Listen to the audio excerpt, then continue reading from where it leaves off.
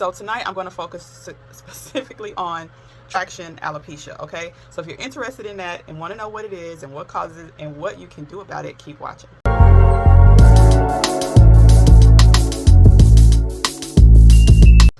Hey friends, it's Kendra from the 180 Collection, and thank you so much for watching this video. Many of you have asked or had questions about alopecia, okay?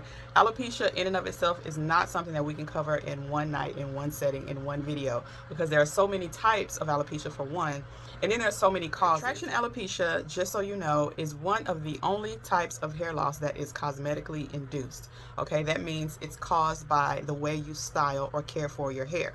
So any styles that tug on your hair, such as cornrows, braids, tight ponytails, any tight hairstyle can result in this variant type of alopecia called traction alopecia, okay? So the constant pulling actually traumatizes the follicles and leads to the hair falling out before it's completed its hair growth cycle. Usually traction alopecia is temporary. It could take about 3 to 4 months for the follicles to recover from the trauma, but if you keep with the same tight hairstyles, with the same bad hair habits, using the same damaging hairstyles, you will make your alopecia permanent or irreversible, or it'll be to the point where you cannot grow your hair back. The follicle could be permanently damaged. So let's look at how certain hairstyles can cause traction alopecia, okay? So the most popular one, as we know, is braids.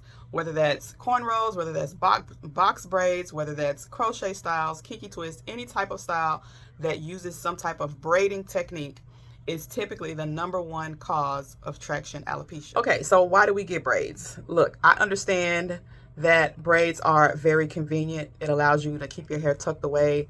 It allows you to save a little time with doing your hair in the morning. You get more styling options. You can add length. You can change the texture. You can keep your ends tucked away and protected from damage. I know a lot of times we get our hair braided in preparation for wigs and hair pieces, okay? The styles in and of themselves are usually not the issue, right? The issue is the method that the styles are applied. Okay, and by what do I mean by that? So when your hair is getting braided down, first of all, are you protecting your hair before your hair gets braided, right? So that means making sure you're getting plenty of hydration, plenty of moisture to your scalp. You're doing a good deep condition. All of these things will help to keep your hair from being so dry while you have these braids in, because I know y'all be out here leaving these braids in for 4 or 5 months. And we should not be wearing protective styles for that long, and I'll talk more about that further in the video. However, so yes, with braids, remember, it's not just about how tight the hair is braided. We also need to consider the preparation. How did you prepare your hair before you sat in that chair and started getting it braided, right? Did you moisturize? Have you hydrated? Are you deep conditioned? Because believe it or not, those things can help. Also, if you are getting long braids or long hair added in, now you have to consider the tension from the weight, okay? If you got longer hair, it's going to be heavier, of course, whether it's braids, whether it's weave or wig, whatever. Longer hair is typically has more weight to it.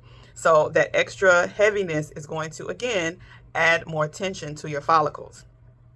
So again, those are 2 things that you can do to protect your hair prior to getting braids. #1, hydrate, hydrate, hydrate, okay? Because if your hair is dry and brittle, on top of the tension, on top of the weight, you really have not protected yourself from the damage that is likely to happen. Okay, now braiding is not the only culprit, okay? I lost my edges, or I had traction alopecia, and I'll try to insert a little picture here from wearing wigs, okay? And again, wigs in and of itself is not a damaging hairstyle. When we start adding things in like wig clips, those little clips that are inside of the wig or inside of the unit, when we start adding glue, when we start sewing the wig down, things like that, those things cause tension, okay? For me, it was glue. It was from braids, because when I would braid my hair down, I wouldn't braid it in a pattern that was that would help my hair not to be pulling, so tight, right? And so yeah, the combination of the tight braids and the glue caused me to lose my edges, right? Now, wearing wig glue does not necessarily mean you're going to lose your edges. I, speaking for myself, was wearing the glue or the wig the wrong way, which I know most of us are doing because nobody's teaching, right? Nobody is giving you that information, that your wig needs to go in front of your hairline, not on top of it, okay? When you know better, you do better. At that time, I didn't know. I just knew that my wig looked cute and it looked like it was my hair. So whatever was going on underneath, I didn't care. It didn't matter, right? But so months later, or maybe even a year later, of that constant pulling, that constant glue, I ended up pulling my wig back one day and nothing. It was nothing there. It was just skin, ball skin, okay? So also, let's talk about the glue from Quick Weaves, right? So that little jar of glue that you can get from the beauty supply store that you use for your quick weaves or to glue your tracks in. Y'all know what I'm talking about, right? And we have to be mindful of how much of it we use, because sometimes you can use too much. You can apply it the right way, but use too much and you can still end up snatching your hair right out of your head. As long as you are maintaining your style properly, you had it installed properly, it should not be a difficult task to remove the glue from your scalp or from your hair. A lot of stylists have gotten smart. They use wig caps, or they'll gel your hair down and then put a cap over it and then put the glue on top of that. That's perfectly fine, again, as long as that glue is not seeping through that cap and causing damage to your actual hair shaft, okay? So one more hairstyle that can cause traction alopecia that I'm going to cover in this video is sew-ins, okay? Oh, and before I go to that one, tight ponytails. I know I said that in the beginning, but if you are someone that wears those ponytails, I know you can get those cute little hair pieces in the beauty supply store. You can wear it up here, in the back, on the side, whatever. If you are constantly pulling your hair back in a tight ponytail to attach those hair pieces and things like that, that is something else that can cause traction alopecia, okay? So on to sew-ins. Most of us should know what a sew-in is. You go sit in a chair, somebody braids your hair down to your scalp, essentially cornrows, right? And you got this beautiful hair, these beautiful bundles of hair that you want to get sewed in or sewn in, right? So they take a needle and thread and they sew the hair through the cornrows or through the braids, right? So what's the problem with sew-ins? The problem with sew-ins is, again, it being installed improperly or not being installed the right way. So you have to make sure, number one, again, that you moisturize, you hydrate, you deep condition before you sit down for a sew-in. Whoever is doing your hair should be telling you these things, ladies. If they're not, you probably should get somebody different to do your hair, because your stylist should be interested in the health of your hair, okay? So anyway, I digress. So yes, the sew-in, it gets damaging when it's too tight, okay? Sew-ins can be very tight. Now, your cornrows may not be tight at first. They may just be, you know, nice and snug. But then as they start pulling their needle through those braids, they probably start to feel a little tighter, right? Because they're pulling that needle through and snatching it sometimes. Trust me, I have had my sew-ins done by a professional. I've done my sew-ins myself. I've had sew-ins done by the chick in the neighborhood that was charging $25. So I know, I know when it's done right. I know when it's done to protect my hair, and I know when it's done just to get a quick dollar, because that's where most of us see that hair loss is, right around our edges, hairline. Okay, it's not limited to that, because I've had hair loss in the back too from tight hairstyles or from tight braids, but most of the time traction alopecia shows itself as thinning in the hairline. Okay, so let's talk about installation. So in the beginning, I talked about how you should only leave your protective styles in for 2 months or 8 weeks. If you have to stretch it, I would be okay with 10 weeks or 2.5 months, because I know things happen, right? But the issue with leaving your hair in longer than that is a lot of times when we have those styles in, we are not cleaning our scalp. Y'all have to be honest with yourself. I teach this a lot. If you have been following me for any amount of time, you know that I have several videos on keeping your scalp clean, okay? The problem, again, is with not taking the time to make sure your scalp is clean underneath these styles, right? And what happens when the scalp is not clean? Bacteria and fungus form. And underneath bacteria and fungus, you get these different types of skin conditions or skin problems. Because remember, scalp is skin. So you could get a form of dandruff that's called a seborrheic dermatitis. You can get, what do you call those? Oh my gosh, I lost my train of thought. But anyway, it'll come to me and I'll say it. I'll say it here in a minute. But if your hair is not proper, if your hair and scalp is not being properly cleansed, hydrated, lubricated, all of those things, right? Your hair extensions will or can cause you to have traction alopecia, okay? And not only that, it can also cause you to have fungus or bacteria on the scalp. And something else that I wanted to say, that I wanted to add really quick, is that I know we want to leave those styles in for as long as possible. Okay, I said 8 to 10 weeks or 2.5 months. I understand sometimes those styles cost a nice little chunk of change. And if we go and sit in a chair and let somebody braid our hair for 8 to 10 hours, we want to get our money's worth, right? But remember, your hair needs rest periods, okay? Rest periods is important for your scalp, okay? Remember that. Your scalp needs to be clean, needs to stay clean, and you need to give your scalp rest. As I mentioned previously, it's very important. Installation of these styles are very important. The styles are beautiful. The styles are fine. It's the installation. Installation is key. You want to make sure that you are getting your hair installed, if not by a trained or licensed stylist, somebody that has a lot of experience in doing these styles and that they actually care about your hair, okay? I have a few notes here that I'm going to read regarding some of the habits that we have when it comes to not properly caring for our hair extensions, okay, or our protective styles. So at first, only loss from the hair shaft is seen, okay? So the hair shaft is the part of your hair that you can see, the strands, the hair shaft. But with continued traction alopecia, that means you continue to wear these styles, the process can result in permanent damage to the follicle. That's what I said in the beginning, okay? After some time, if you continue to do that, you will no longer be able to wear extensions, my friend, okay? Not in the way that you normally would, because you'll have no existing hair around your scalp or on your edges. I know we've seen people, because I have, and I've been one of those people that had no edges but still was getting braids or still was getting box braids or tight hairstyles, and all of this would just be bald. The hairline would start way back here. That's not cute. I'm sorry. If you are offended by it, let's do something to change it, but that's not cute, okay? And so I know time and time again, women decide to keep their extensions in longer than suggested, which leads to other styles needed to cover up the hair loss, okay? So many of us are wearing wigs because of years of wearing braids too tight. That's not the answer. I need you all to be in the habit or in the mindset of number one, hydration, keeping my scalp clean, okay? We're going to get into nutrition very soon, okay? Because I want you guys to know that hair care and hair loss and hair growth is not just external.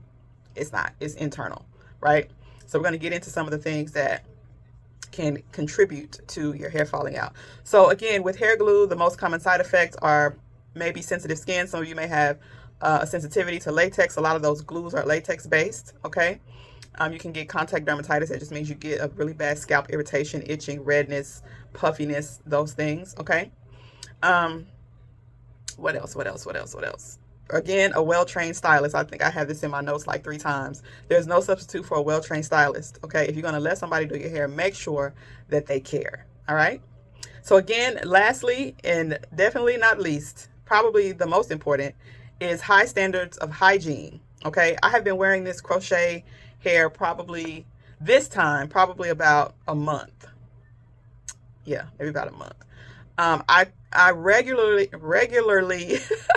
go in with either some apple cider vinegar, some lemon juice, some aloe vera, something to cleanse my scalp. Even if it's just a wet towel, go in, keep your scalp clean, okay?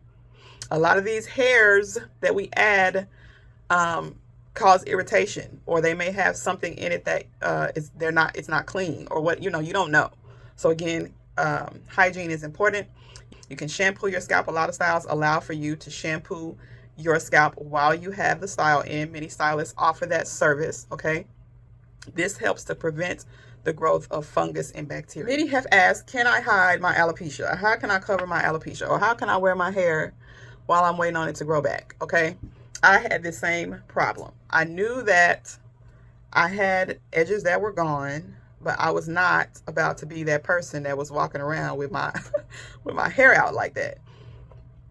So there are options, okay? You can wear a wig. There are wigs called glueless wigs, okay? The only thing with those, you got to take them off at night. You do not get those sewn down. You do not sleep in them. You wear them to handle your business, to go to work, to do whatever you need to do. When you are in the comfort of your own home or whatever, you take it off.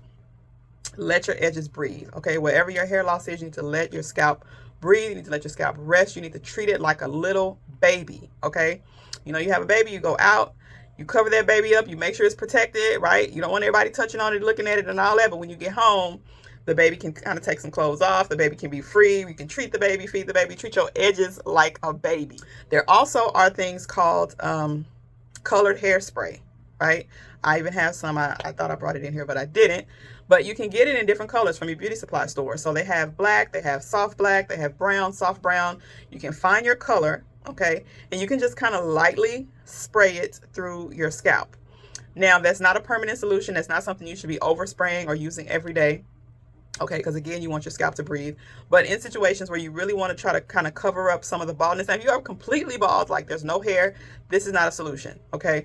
This is only if your edges are really thin and you just kind of want it to not to look so thin. You can use the spray, okay? They also have different kind of dyes, like vegetable-based dyes. Oh, and then scalp tattoos. That's a thing now. I saw that on Instagram. A chick got her edges tattooed, so you know, to each his own, right? That's all I have for you today. I do want to wrap this up by saying that the symptoms of traction alopecia can show up from various styles, right? So it's not just braids. It could be a number of different hairstyles. Whether it shows up slow or fast, I've seen people have their edges snatched out in like a week, even in an instant, snatching them wig, them lace wigs off. Okay, I've seen it, right? So whether your hair loss or your traction alopecia is fast or slow, the impact can be temporary or permanent. But the impact to your emotions, my friend, I know, right? It's horrible. You have all, it's horrible. I get it, okay? But if your hair loss is concerning to you, so there's a few things you can do. Number one, you can see a dermatologist, okay? You can see a dermatologist and talk to them about, you know, your concerns, right? You can see a hair loss doctor. I always forget the name. Trichologist. You can see the hair loss doctor, okay? You can also consider your hair care habits, okay? I hate to even say this, but there have been many times where I have talked to women about their hair loss and we've came up with a plan, but they didn't change their hairstyles. They didn't stop their hair habits. So it's like, it's pointless. If you're not going to change what you're doing to cause the breakage or to cause the trauma to your follicles, if you're not going to change that, then trying to get a product to fix it it's not going to help. Okay. If you are at the point where you are frustrated with your hair loss and poor hair habits, and you have not tried our all natural solution for thinning edges, thinning hairline, and bald spots, then you need to try the BALM. Okay. You can find this on the website, 180hair.com. It looks like that. It's like a hair grease or a hair pomade. It is all natural, all herbal. Okay. It has helped thousands of women to regrow their hair. I think to date we've sold over 5,000 jars of this. Okay. We have tons of reviews on the website. We have reviews on Facebook, Instagram, not on YouTube yet. And then we also have the liquid version, the liquid balm. Okay, this is the liquid version of this. Both of these are pretty much the same. This one has beeswax in it. This one does not, so we can keep the liquid form. As you can see on the bottom, it looks like, you know, something is stuck, but that's actually some of the herbs that have been, because we take the herbs, we grind them down really, really small, almost to where it looks like sand, and then sometimes they settle to the bottom. So this one, you would just shake it up to get those herbs moving around, and then you just apply it to your scalp. So if you're somebody that wears braids or styles where your scalp is mostly covered, I would recommend this, okay? Because you're going to be able to get in those tight spots to apply it. However, if you are just trying to regrow certain areas of your hair or certain areas of your scalp, like your edges, or you have a spot in your hairline that's thin, or if you have a bald spot you just want to treat, I would suggest this, okay? Because you can actually dip your finger in it and massage it in. Massaging it in is important to help stimulate the blood flow, okay? Stimulate the blood flow to the scalp. That's definitely important when applying any product for growth, okay? So I hope that information was helpful. Again, those of you that are watching, thank you so much for watching to the end. If you have not joined our Facebook page, okay, please be sure to do that. We also have a Facebook group. We have a YouTube channel. On YouTube, I'm the Hair Loss Helper. So if you look up the Hair Loss Helper on YouTube, you'll find me there. So if you have any questions, you can leave them below. Please leave me a comment below. Say hi, happy Sunday, thank you, goodbye, hello, something, okay? And until next time, I will see you ladies. Thank you so much. You know I love you. I appreciate you. God bless you. Have a wonderful week.